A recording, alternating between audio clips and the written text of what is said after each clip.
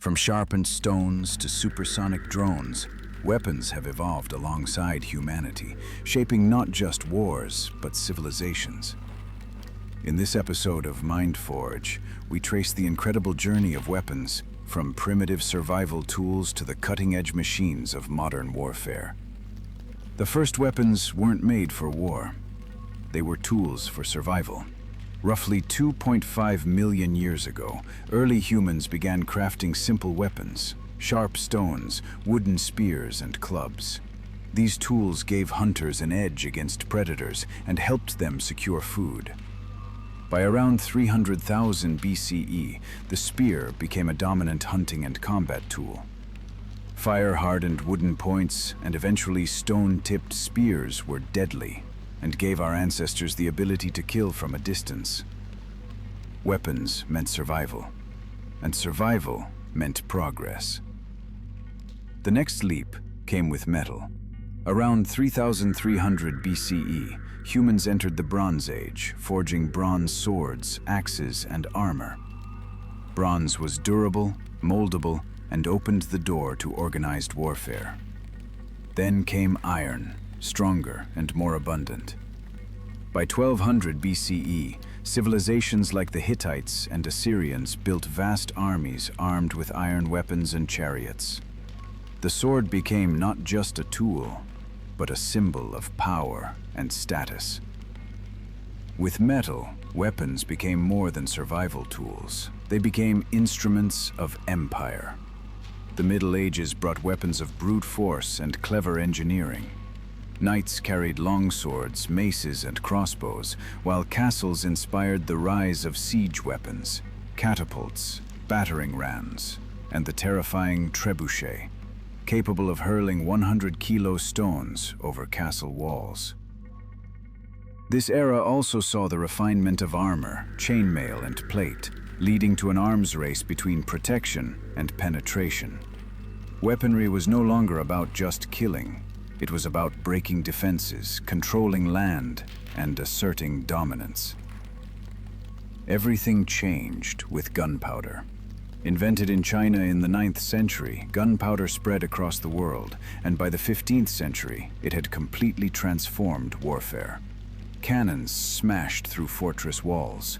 Muskets and rifles replaced bows and swords. Naval warfare evolved with ships armed to the teeth. The gun became the great equalizer, easy to use, deadly, and efficient. It ended the age of knights and castles and ushered in the era of empires. Weapons became louder, faster, and deadlier. The Industrial Revolution brought weapons into the modern age. Factories could mass-produce firearms, artillery, and ammunition at scale. World War I introduced the world to machine guns, flamethrowers, and chemical weapons. Suddenly, war wasn't fought with honor and swordsmanship.